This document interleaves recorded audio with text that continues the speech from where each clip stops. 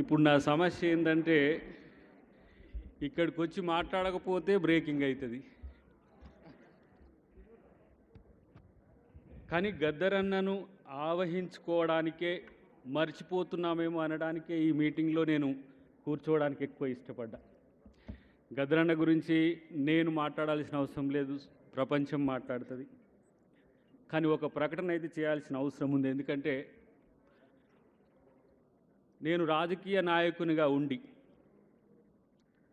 నటునిగా మారడానికి కారణం గద్దరన్న కాబట్టి.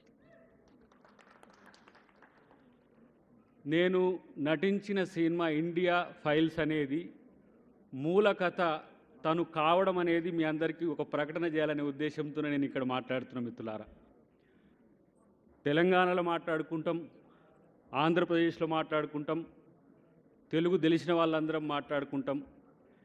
కానీ గద్దరన్నను ప్రపంచం మాట్లాడుకునే విధంగా చేయడానికే ఆ సినిమా రేపు ఆడుతుంది, ఆడిపించే అన్ని భాషల్లో కూడా చేయించే బాధ్యత మేము తీసుకుంటామని చెప్పి తెలియజేస్తున్నాం. ముఖ్యంగా సూర్యం, వెన్నెల, చంద్రం లేడు, వాళ్ళు భౌతిక వారసులైతే మేము తన ఆలోచన వారసులుగా అవుతామని చెప్పి సభాముఖంగా నేను ప్రకటిస్తున్నా మిత్రులారా.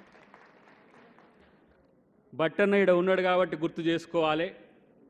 తను ఉన్నాడు కాబట్టి మొట్టమొదటిసారి అసెంబ్లీకి రావడానికి చాలా భయంగా, తను డిప్యూటీ స్పీకర్గా ఉండే ఆ రోజు అసెంబ్లీలో అంబేద్కర్ విగ్రహం పెట్టాలనే ఆలోచన వచ్చినప్పుడు ఒక వామపక్ష నాయకుడు పార్లమెంటరీ ప్రజాస్వామ్యాన్ని ఒప్పుకొని పార్టీ నుంచి అసెంబ్లీకి రావడానికి 2-3 సార్లు ఆలోచించి, అప్పుడు మనోహర్ గారు వారు స్పీకర్గా వారుండే, మనోహర్ గారు అన్న బట్టన్న డిప్యూటీ స్పీకర్గా ఉండే, వారిని కలవడానికి స్పెషల్గా రావడమే కాకుండా అప్పుడు ఒక పెద్ద సెన్సేషన్ గద్దర్ అసెంబ్లీకి రావడం అనేది. అదే నడక తను యాత్ర చివరికంటా నడిచిండు. బడుగు అస్తిత్వం కోసం తను పడ్డ తపన. పాదయాత్ర ముగింపు రోజుల్లో రాహుల్ గాంధీ గారు ఆ సమావేశానికి వస్తున్నారు, పొంగులేటి గారి జాయినింగ్ రోజుల్లో తన ఆరోగ్యం చాలా క్షీణిస్తున్న క్రమంలో కంపల్సరీ నేను పోవాలే కానీ నేను మాట్లాడనని చెప్పిండు. మాట్లాడకపోతే ఎట్లా అని చెప్పి సాయంత్రానికల్లా మనం చూస్తే రాహుల్ గాంధీ గారిని ముద్దు పెట్టుకున్న తీరు కనుక మీరు గమనిస్తే, ఒక వామపక్ష నాయకుడు రైట్ వింగ్గా ఉన్న రాహుల్ గాంధీ గారిని ముద్దు పెట్టుకోవడం అనేది ప్రపంచానికి ఒక సంకేతం గద్దరన్న ఇచ్చిండు. ఏందన్నా అట్లా చేసిన, ఒక నిమిషం మాట్లాడవచ్చు కదా అంటే, రేపటి రోజున ఈ దేశంలో ప్రజాస్వామ్యాన్ని, రాజ్యాంగాన్ని కాపాడే ఒకే ఒక్కడు రాహుల్ గాంధీ, అందుకే నేను తనను ముద్దు పెట్టుకున్నా అని చెప్పిన పరిస్థితి. రేవంత్ అన్నకు కానీ, బట్టన్నకు కానీ, సీతక్కకు కానీ మా అందరికి ఒక ఇన్స్పిరేషన్. తను రెవల్యూషనరీ లీడర్ కావచ్చు కాక, మేము కాంగ్రెస్ పార్టీగా ఉండొచ్చు కాక, ఏ రోజు మమ్మల్ని వేరుగా చూడని పరిస్థితి. అదేవిధంగా అన్ని వర్గాల అభిప్రాయాలున్న వేదిక మీద ఉన్న నాయకులందరూ ఉన్నారు. వాళ్ళందరికీ కూడా ఆత్మీయుడిగా ఉన్న ఒకే ఒక్కడెవరు అని అంటే అది గద్దర్. కాబట్టి ఇవాళ ఇంతమందిమి పార్టీలకు అతీతంగా, కులాలకు అతీతంగా, మతాలకు అతీతంగా మనం ఈరోజు కలుస్తున్నామంటే ఒక గద్దర్తోనే సాధ్యమవుతుందనే విషయాన్ని నేను చెప్పడానికే నేను ఈ సమావేశంలో నేను మాట్లాడే అవకాశం తీసుకున్న మిత్రులారా. చివరిగా ఒక్క అంశం చెప్పి నేను ముగిస్తా. సోనియా గాంధీ గారు,